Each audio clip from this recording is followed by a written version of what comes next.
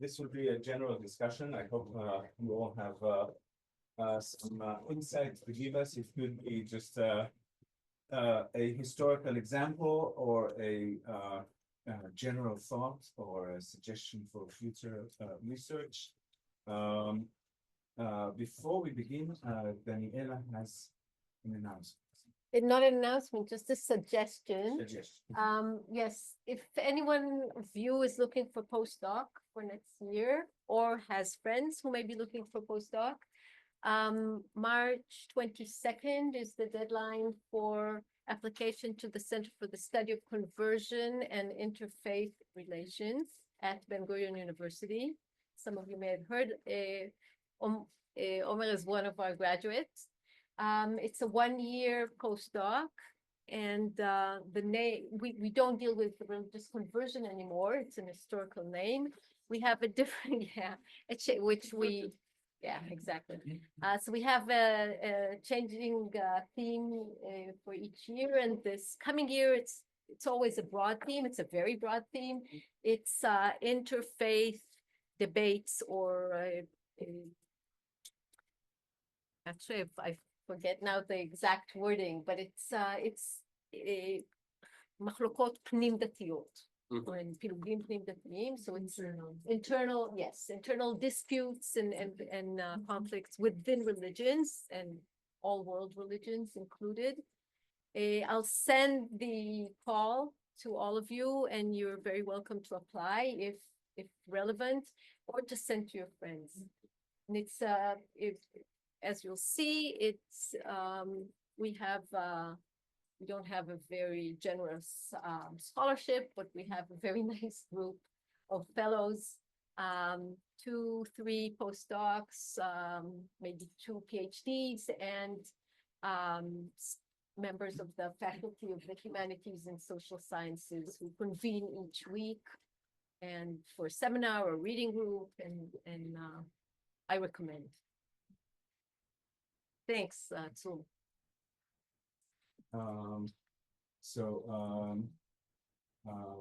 Following on Zev's excellent presentation, I wanted to maybe go back to the question of convention, representation of conventions, and the geographical reality or the unique, and indeed the fluidity we come to is there, and we study this is what makes us start studying history from a spatial perspective, so interesting and challenging.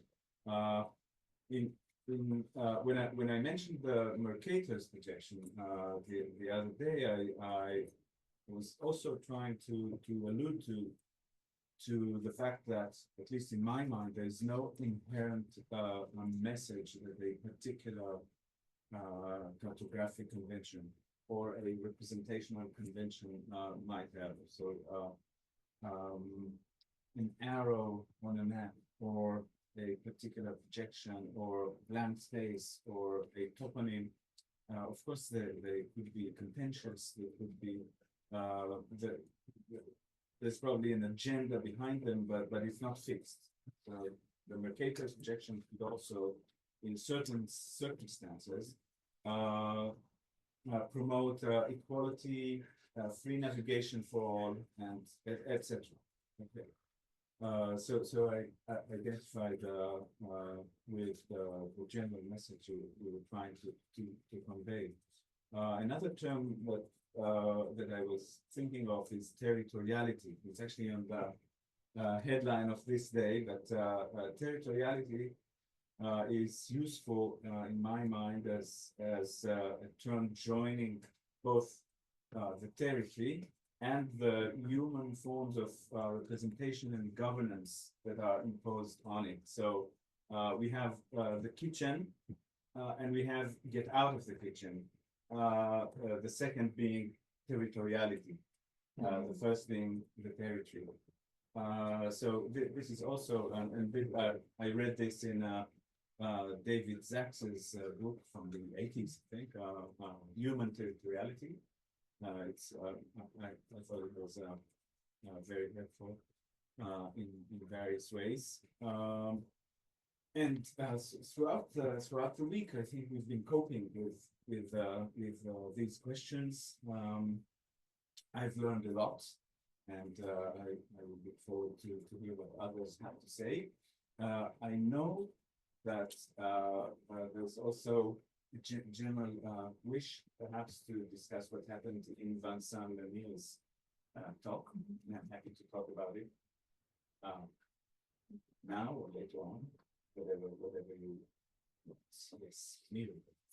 I'm trying to connect between some of our very earlier sessions and the, as you said, excellent session offered here. And I asked you, Seth, if you wouldn't mind putting up your one of your Bavarian early slides in your session.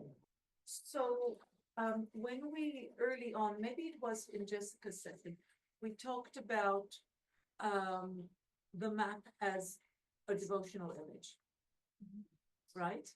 In that early time when, when we talked about both the functionality and the design of the map to assist when you did the post office, when you did the post, those earlier ones, or maybe something a little bit less dark. Maybe the next, or next. There was one that was more physical. There's lots of towns in it. Yeah, one of those maybe. No. Whatever. So, okay. So think about Bavaria in a period that it's between mine and yours. So let's sort of the 16th, 17th century. So there are these efforts of, obviously in the age of the so-called Counter-Reformation or the Catholic Reform, to reinforce pilgrimages, to show the pilgrimages that exist. Tony, I'm thinking of Philip Zorba's work, for example. So reinforce the fact that actually all these pilgrimage sites that the Protestants are attacking and lampooning, there's a lot of sort of work, antiquarian and other, in order to support the basis, to show there is a story, there is historical evidence, often written by monks or priests. And one of the products is something like in 1652, this atlas. It's called an atlas, Atlas Marianus, an atlas made by a Jesuit called William Gutenberg. Don't worry if you haven't heard of them, doesn't matter, but who maps where there are miraculous images of the Virgin Mary and describes them, obviously. Now, it doesn't draw a map. I just checked the book, the early book again. It's not, there is never a map. But it's like a gazetteer of sorts in terms of where you're going to find it, how, and giving you all the basic information, presumably in order to assist. Pilgrimage places, of course, are totally connected also to issues of travel that interest people.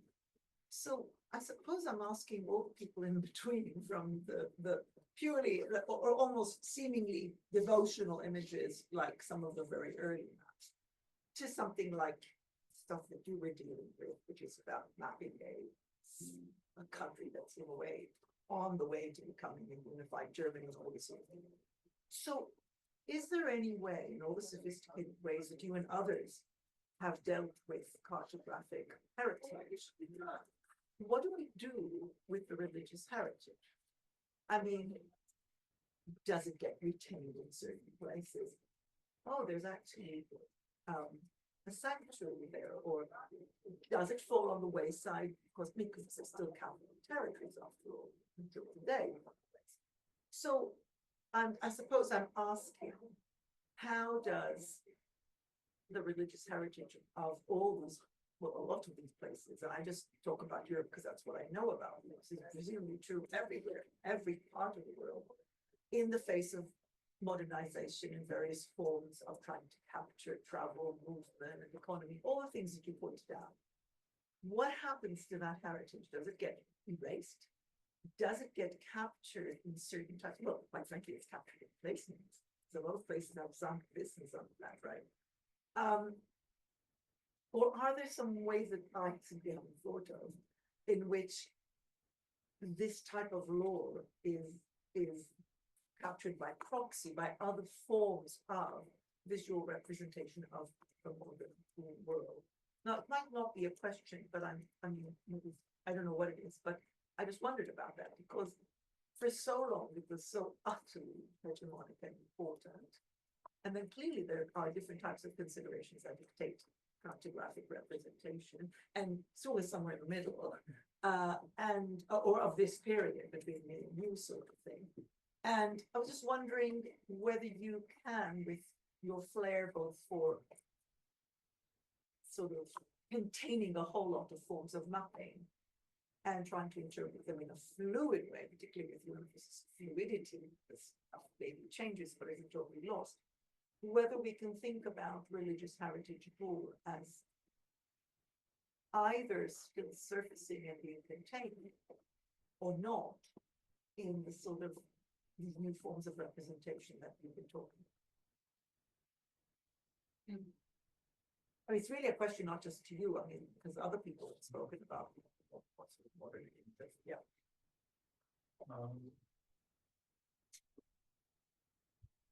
Trying to think in terms of mapping. The earlier forms of, or at least the modern forms of mapping, are very much about this issue of territorialization. And in that sense, they lose sight in a way of a more temporal spatial idea of religious heritage.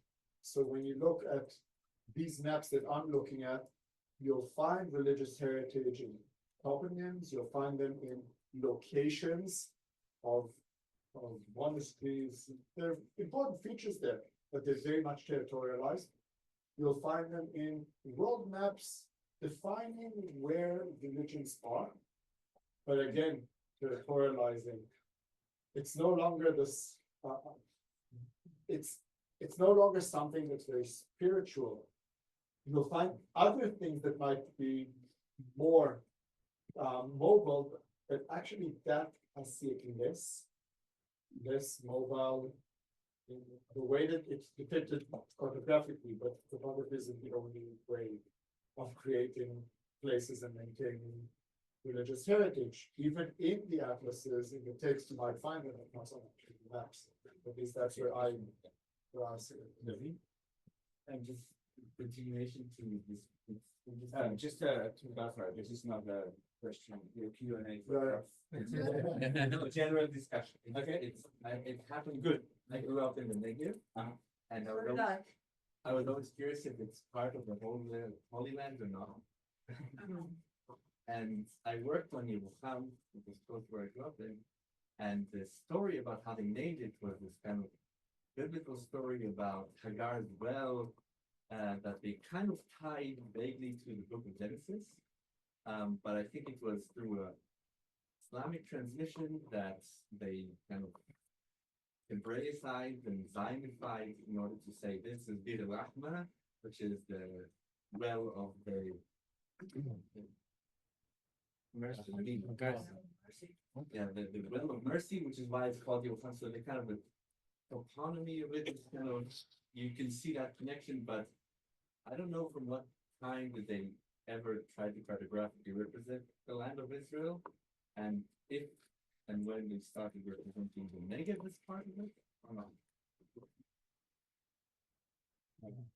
Meron Benvenisti, who's been mentioned by Vincent Lamy, wrote two great pieces on the Hebraization of the land, including the Negev. So yeah, The Negev was the first part of Israel with the committee for namings, name of the particular places started to work, because Ben Gurion wanted the Negev to be like the laboratory for Zionism. So each mountain and each valley and each settlement got its name from this committee, which was very, very biblical oriented. So they choose names from the Bible in order, because it was an empty space, so could do such things. The name of mountains near Eilat, for example. How Shlomo or Chavaam. You know, Shirley Vidan's group? Hmm? Shirley Vidan's group, I can really recommend for this. She has one name a day. And she analyzes, she's been working on the naming. And every day she posts, and I think I just saw you on there the other day. Like And Facebook. some of the no, it's a WhatsApp group. She just finished her thesis on this. She's a student. I'll find her, yeah, I'll find her, Vidan? I don't know how to edit it, so. So what you're saying is really that it's sort of, this exchange connects by saying that really the territoriality and the naming are totally overlapping, and the agencies that control all these processes are, as it were, at least at that point, you know, singing from the same hymn sheet and aiming at the same sort of outcome. It's very from top down. In some places, not everywhere, I guess. In this. In Israeli economic economy, In this economy. very top down. Yes, but No, it's not a but- universal phenomenon, No, I it's not guess. universal. Okay. It's No, very it's a specific rare to this example. No, but there's community. also Very rare. Yeah. on a smaller scale, like in Jerusalem, you have a ton of Yeah. places that does not work. Yeah. You know, how many Yeah, people but knows in the- Israel, the even- proper name of Baka? The proper tried, trade they name. tried Yeah, to do that's it. an but they- exception. not That's fair. really an exception in Israel. Top down, you never know, but it rarely works in many streets in New York, which are Sergeant James Davis Street for a block, and no one ever calls them Yeah. that. Yeah. But so one phenomenon I think that speaks to what Miri asked about is one of layering. So you have this ancient layer of sacrality across Bavaria, which is really a counter-reformation layer of sacrality. But you've also got the Germany's tech industry layering over Bavaria, which is, you know, what German media now think of first. What's Bavaria? It's the place where we're modern, we're up to date, and competing with Asia and the United States. And I think any place that's old just has multiple layers. And you see, just as in Rome, when I first went to Rome, you would see mostly pilgrims coming in.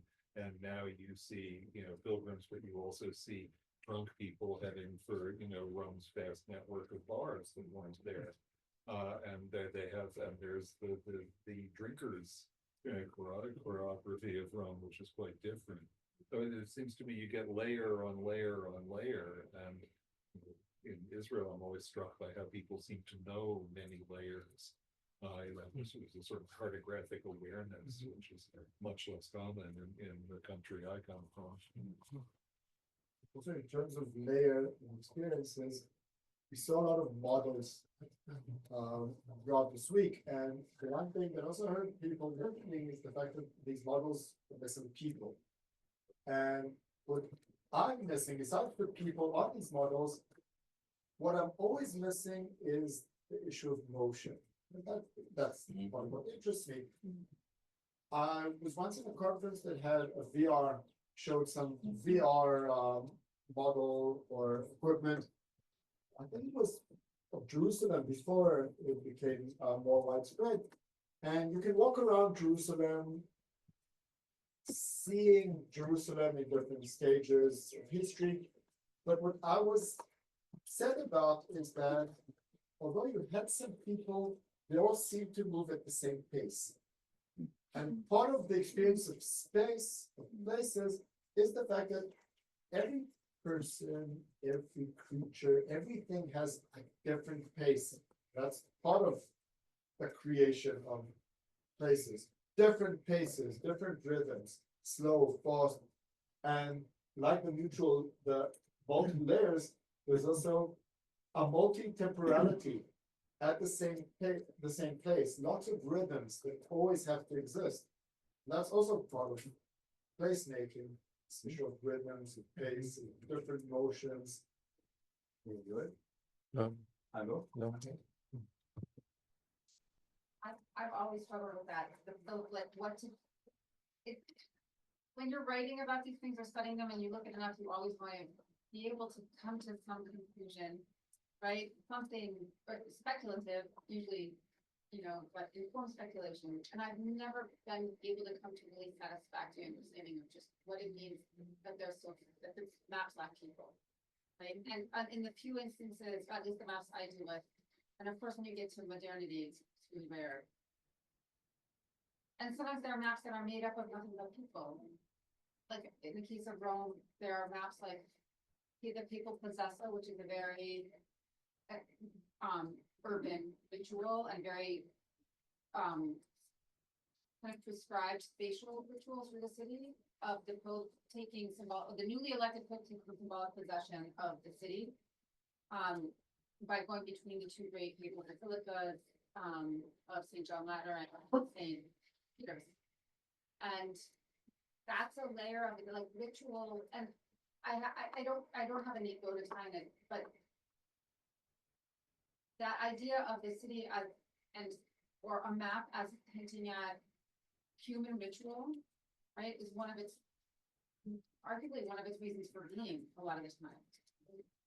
You don't need territory unless you have humans there to kind of claim it, or contest it. It's also never the same way twice. And we know from the diaries of papal transfer ceremonies, actually nobody knew where the possessor really went. And did it turn left here or right here? Could it go down?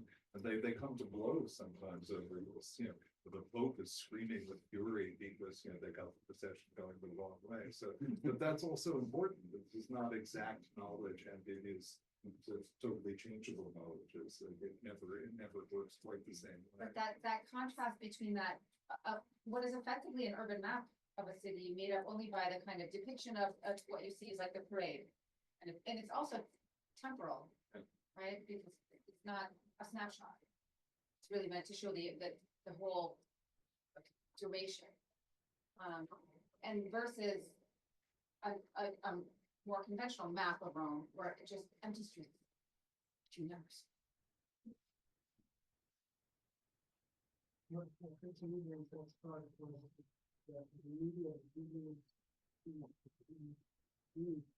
The process spatial isn't necessarily served by the gift.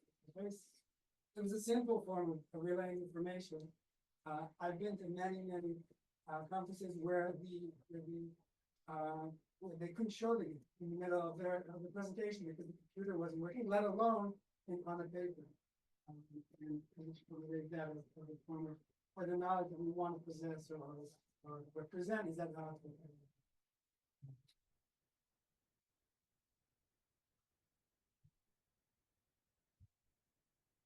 Remind me about institutionalization and how kind of maps are also contain conjectural information, particularly like Greek knowledge, and the importance of, in a way, like of reported knowledge of a space in order to put it on a map, and they seem kind of okay with it, that saying this map is not definitive. This is just what we know at this moment, and when we know more, we'll figure it out. We'll do a new map. So in a way, not to kind of overthink the authority of a map that it contains, that it's just something that can change, that it's adaptable, that contains different layers and different technologies.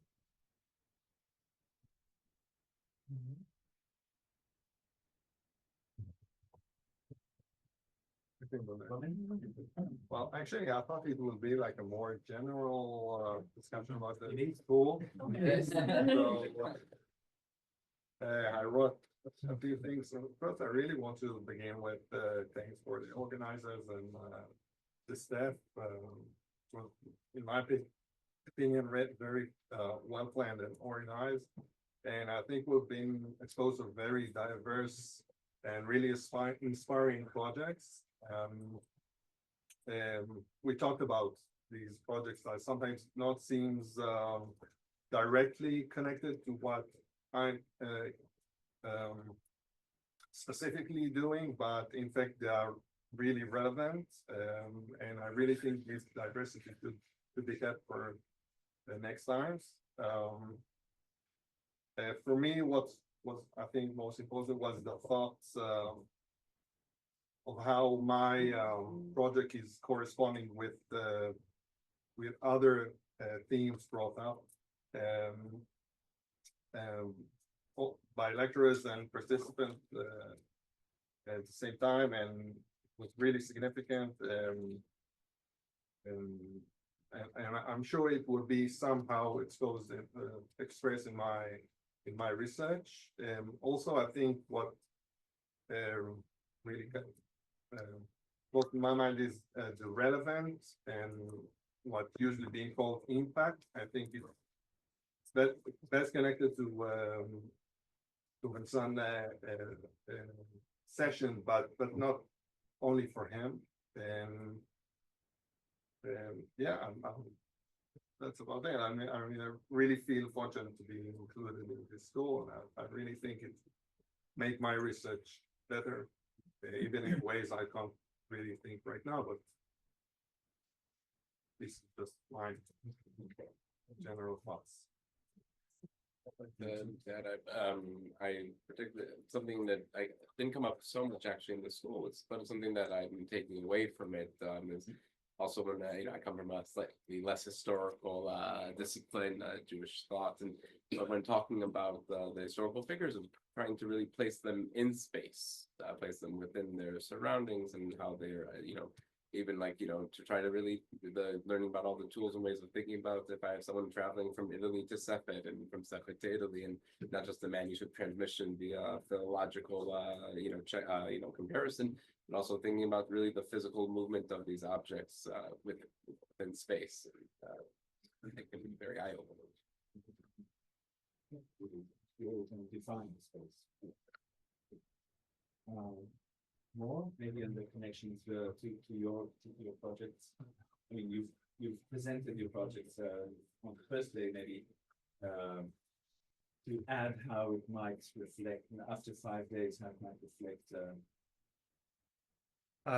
Yeah, for me, the structure when movement was introduced really at the end was really cathartic for me. But for my research, I'm also not from my research is not from a historical point of view, but the question of space is so important to me, but the question of movement is critical to the defining of the place, because what should I do if there's a junction without movement?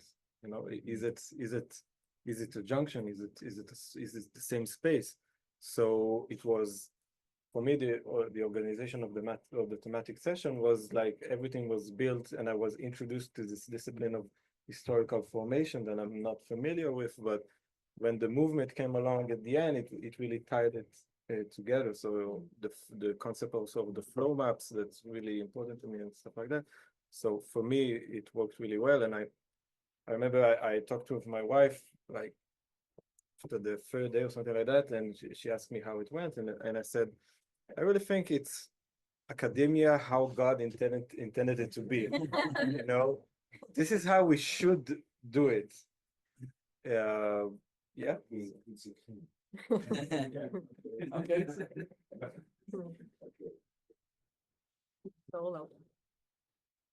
To me, space was like the way I was trying to look at mostly through how the idea of space is imagined in the non-physical entity like languages, culture, identity as a space, and how do the people on the move try to preserve it.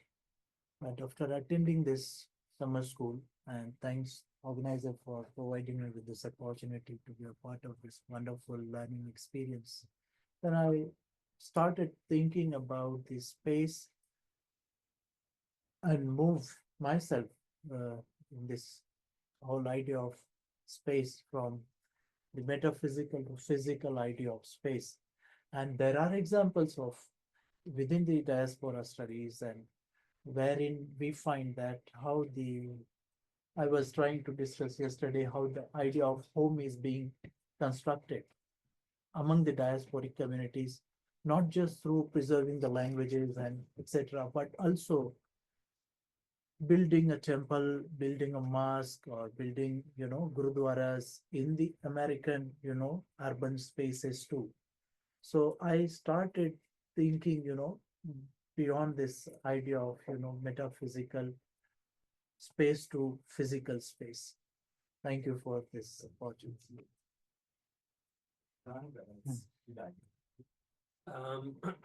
Yeah, I also agree with great, and thank you for the organization and everything.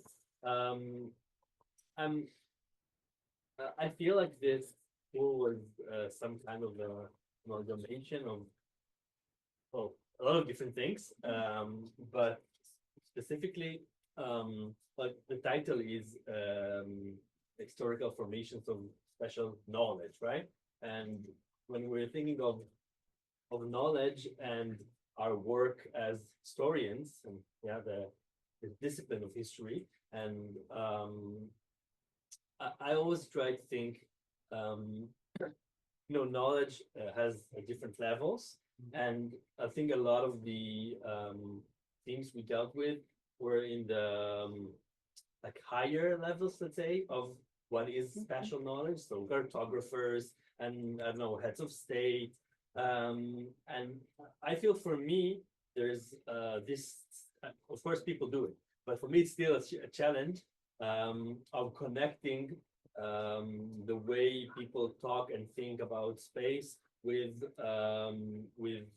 social history, basically, and with like the lower or maybe less documented levels of knowledge.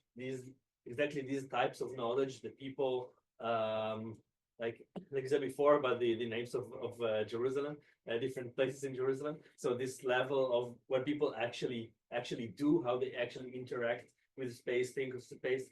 And for me, it has also two sides of it that are part of the challenge, the way the actual space kind of affect the way people interact.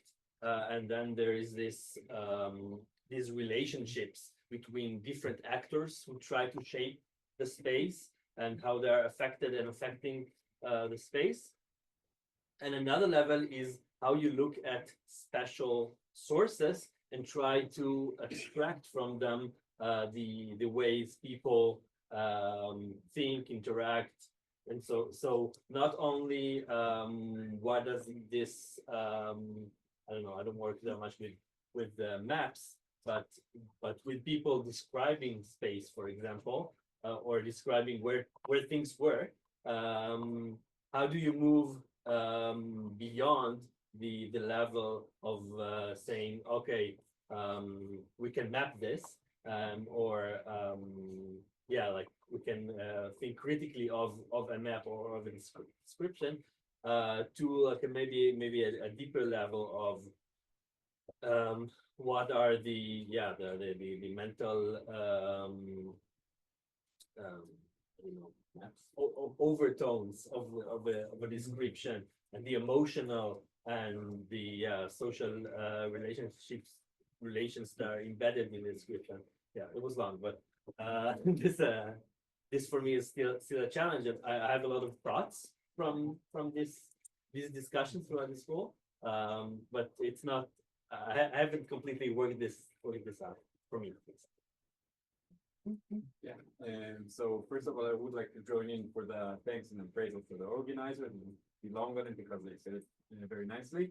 But that's important. And yes, also following Dotan's point, it became very clear to me, both from my work and reflecting on the contents of this workshop, but the difference between the macro and the micro. And I was just thinking through a book about the microspatial approach to global networks and to a macro approach.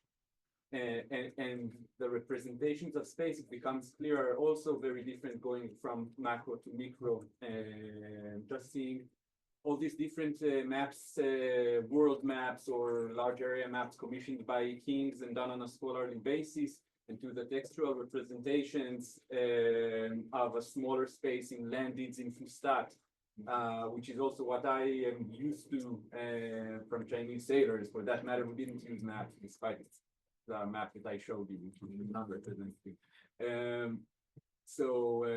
Yes, I do take, I do see a wider approach to spatial perception among different population and at different historical times. And this also applies to the way we look at space today. I for one, am more inclined to viewing space through maps, but I'm realizing it's not the way to do, or not necessarily the only way, to approach my subject, at least. On the other hand, I was exposed to very interesting digital ways to deal with space, with the space that I want to represent in my work, which I will surely use at least some of them. So I think it was both practically beneficial and conceptually. And thank you again.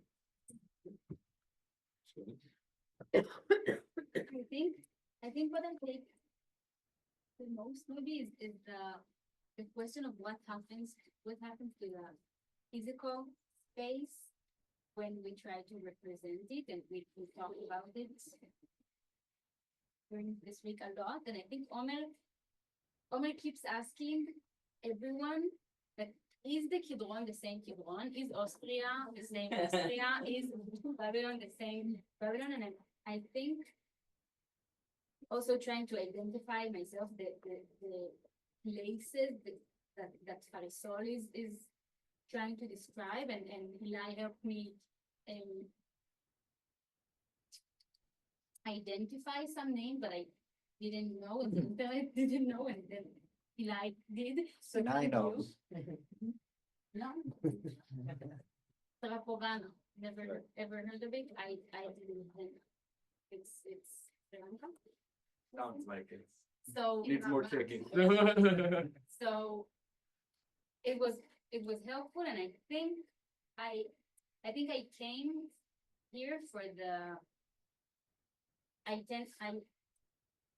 Sometimes, always I separate the form. I work on language and the context.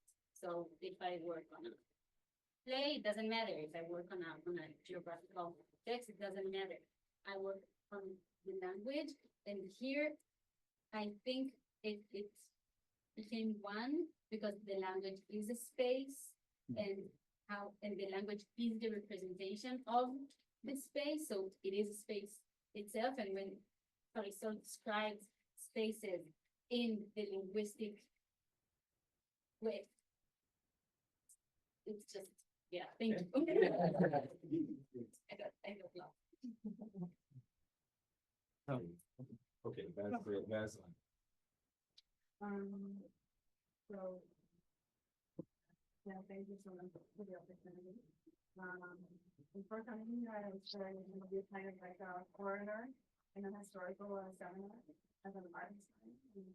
One thing that I was really happy to see is some visual and material culture within historical context, and philosophical contexts.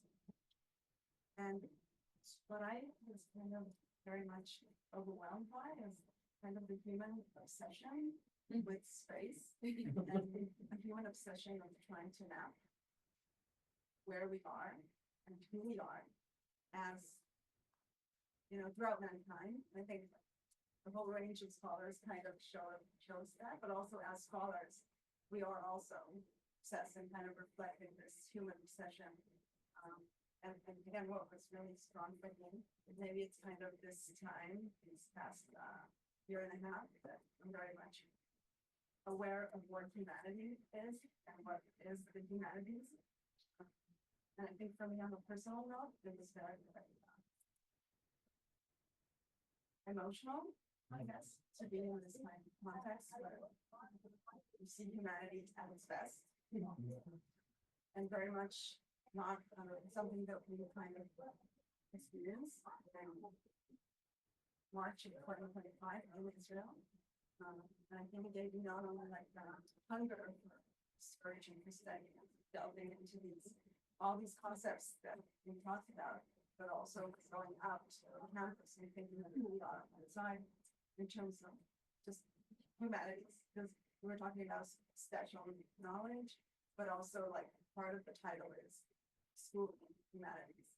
In fact, I don't know what the title is, but you're gonna got that issue down. Part of this title. Atmosphere, yeah.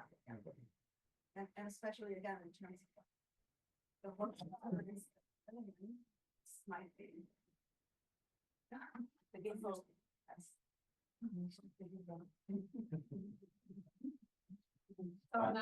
So can I piggyback on that? Because, that's very moving to me, and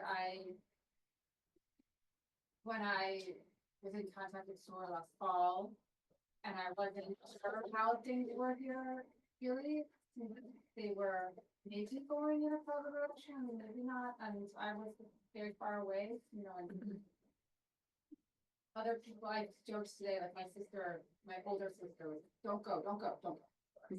And and once I realized it, then I didn't have safety concerns per se, right? I mean, although it's clear that that has to be in the back of your mind, as some, you know, for those of you, most of you who live in Israel. But I had apprehensions, and then at a certain point, I was like, this is important.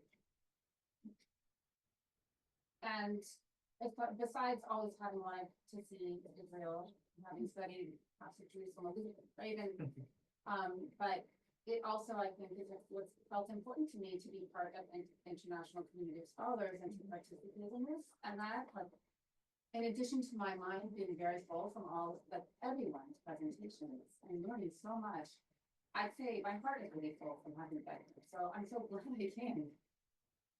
I'll leave it there. So thank you. I will continue in the same spirit because I thought about it myself. First of all, the school brought me back to the roots of passion from where I began my research, my voyage. Both Sinai and Zeph reminded themselves as kids reading atlases from cover to cover. And I also was this weirdo kid who reads atlases from cover to cover. And in the recent, I think 2 years, I dwelled into religious texts and traditions and stories about the place. And I think that what I got here from everybody is connecting it back to the space, to the geography, to the topography, to mapping, because it helped me to focus on not in the first time, but you know, the writing is iterative process that brought me back to the roots, and it's fantastic. And also it opened up another small side project about mapping. So it's also that I started to work about, but now it's sparkled again. And I'm connected with what you said about the time we're living in, and it was very hard to live. It's hard to live and to write in like Migdal Hashem, like the Ivory Tower. Okay. Ivory Ivory Tower. Tower. And when the reality is outside, and this is like a haven, it's a place where first time in long time I can breathe, I can talk about those things. Thank you very much. Maybe I'll jump in here. I've heard comments that the program was in a way depoliticized or not political enough in a situation, in a city like that, in a situation like that. it is true, and eventually this is how it turned out to be. You know, our initial program was, let's say, more tied to the daily reality of Jerusalem, but it was impossible to do this under these current circumstances. Just a note about Vincent Lemire. Maybe I was more aware than most of you about his media personality in France. He's a very harsh critic of Israel in French media, and he gets heckled quite often. And I should have known before I let this guy in. He didn't come to learn about spatial knowledge. He didn't come to discuss even Maghrebi Jews. He came to echo Vincent. So the moment he started attacking Vincent ad hominem, I had to stop it. So some of you may have felt this was unacademic or that I was too quickly silencing him, but that was exactly what I was trying to do. I don't know. It was also a very intuitive response. So yeah. Miri? Since you were talking here about the issue of the political, and I know it's been a really difficult year in which the very fact that this is taking place is a miracle to my mind, and in such a way. But I think, as one who put diversity on my screen, I think we have to, and when I say we and all of us, I mean we, the institute, etc., how to get the message out. Because I know it was advertised absolutely openly, and I'm sure there was no bias in the choosing of the people, but I'm sure of that. I know the people involved. But the thing is to really go out there and make it welcome to populations of our students in this country, and our docs and postdocs, which of course comprise large numbers of Palestinian Israelis. That group is just so important to nurture. They're under so much pressure. It's so difficult, and they have a distinctive contribution to make to exactly the discussions we have here. I mean, I know I thought it just important we have this said in the room. I'm sure everybody would in this room agrees with me on this. We strive to diversities of all types, and we could have learned, and we would have learned, and we would have made, everybody I'm sure would have gotten on with everyone, but clearly people have chosen not to fly or chosen not to.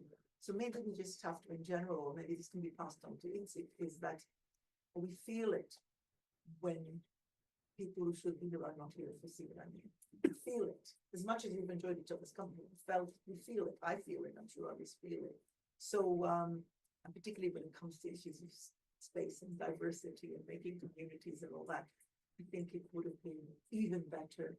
It would have been better if we could have, had we achieved that, or had the organizers achieved it. But I can also see that you can only make an event of those people who chose to put themselves forward. But as we know, you want to create diversity, you have to go out and do the work to make people really be reassured that they are truly welcome. So that's, I'm not saying that in order to criticize, but to criticize ourselves as a group, and in everything that we do, to just bear that in mind, because we would have been the Rachel for.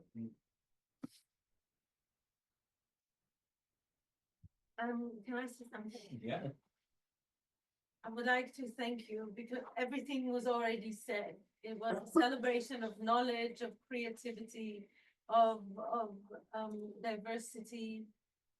And I would like to thank you for not making it a political event, because I personally, I am so tired of this ongoing political discussions, and I haven't seen in my very long years in Israel that somebody, apart from attacking, and I haven't seen anyone really convinced, or it is so rare here to see someone who expresses certain opinions and is welcome. It doesn't matter which side. And I think that the last year and a half has made us so not black and white, so non-binary.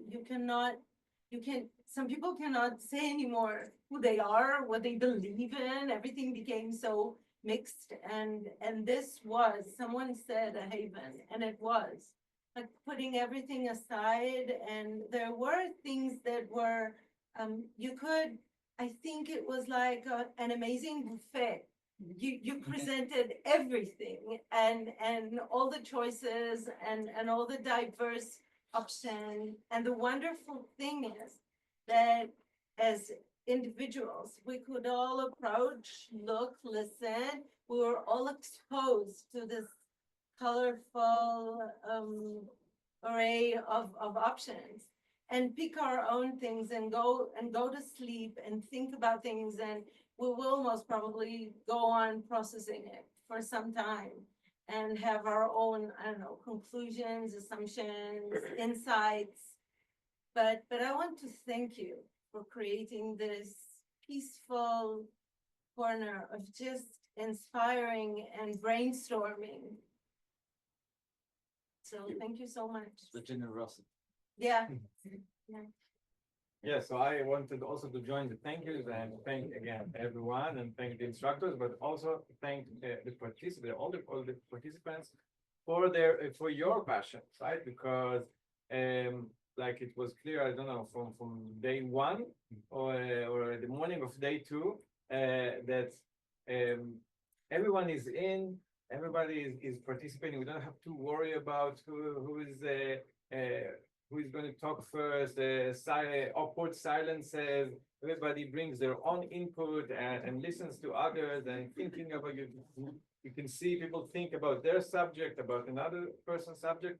So it was, I think it brought everybody's thinking up. I know I have learned a lot from all of you and got a new reading assignments from some of you, which I'm looking forward to. So thank you for all the thinking that you contributed to all of us.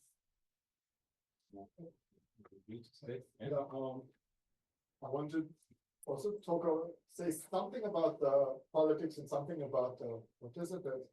So first about the politics, you can say that this was depoliticized and perhaps slightly too depoliticized because it's a contested area, but what we shouldn't come out of here is thinking that places are not political, because politics was in every session here.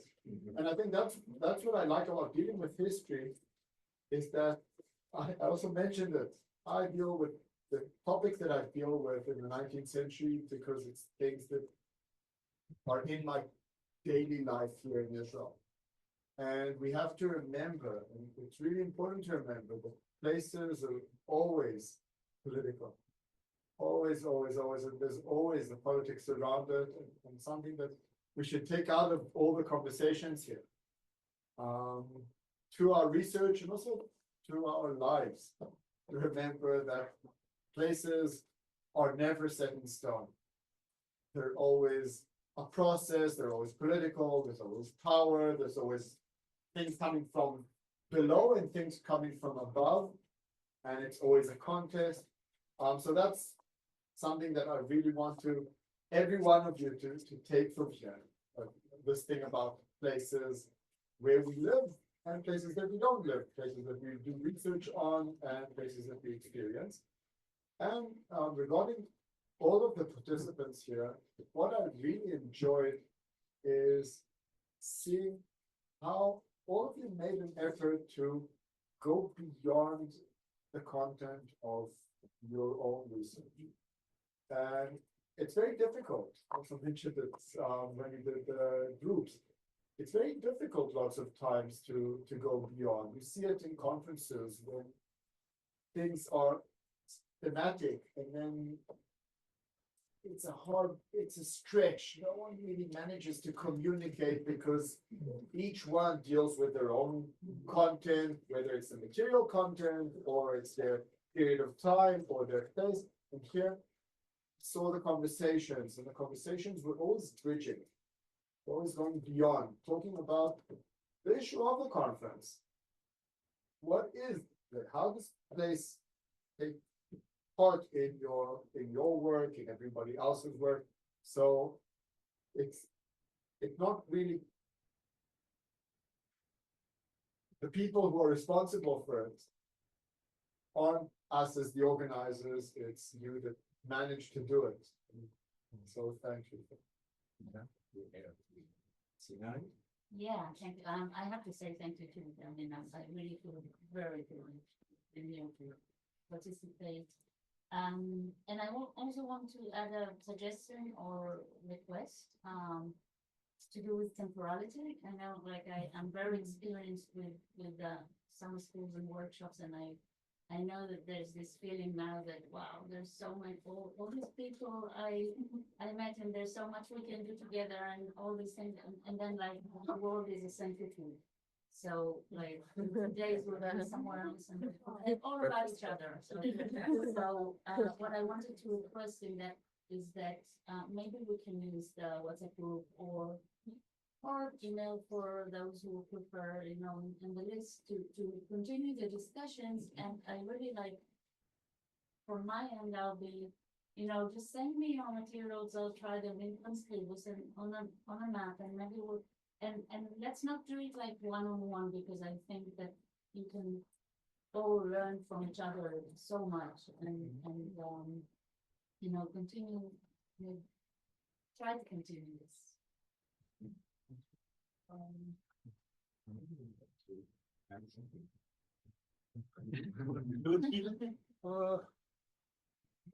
Just that. It really was really quite inspiring to see this range of approaches, and essentially the range of the student participants approaches, the originality, the energy, the sharpness of insight. It's just, you know, and I don't really have anything more to say except that it's wonderful, as has been said, to create a place where people like this can come together and conversations can happen. It's much rarer than it should be in the academic world. We're all too busy to do this kind of thing, and we all have the next paper to write and the next set of applications to read and so on. So there's something really wonderful about this format when it's done this well. So and thank the organizers who really are responsible for bringing this group together, and to say, you know, this has really been, for me, a kind of model, even in its occasional difficulties, of what an advanced course like this can be. Thank you. Yeah, this has been your idea. No, I agree. I also just want to thank, and it's been a pleasure. It's been long. Yes. It's been short. It's been too short. It's been long, but I think, but the pace was wonderful. I always have the this wrong notion of cramming too much and making the breaks too short when I organize something, and I thought it was great that you gave enough time for each session and for the breaks between the sessions, and it really, the atmosphere was great. Thank you for inviting me. Yes, I also wanted to thank all of you for having me here. I also want to thank you for the conversations I had with all of you. I think I really talked to all of you, so I'm very, very happy about this. It was so enriching. And I have a suggestion to make in the spirit of what Sinai just said. I was thinking that maybe we could turn this into a wandering seminar. And so wandering imaginary seminar where it's clear that all of us can participate, that all of us can meet back again, that all of us can communicate on different issues that we have touched upon. And I would be very happy to be part of this. Challenge. Let's go for challenges. Okay, going back to Sinai's centrifuge, Anat, who you don't want to disappoint, asked every one of us, speakers as well as students, to fill the questionnaire. Because it's really important for the school to the institute to get this feedback and plan better for next events. So, please, invest, 30 seconds to do that. The email? It's Yeah, yeah, in it's your in her email, email. yeah, Yeah. and, that's it. Thank you very much.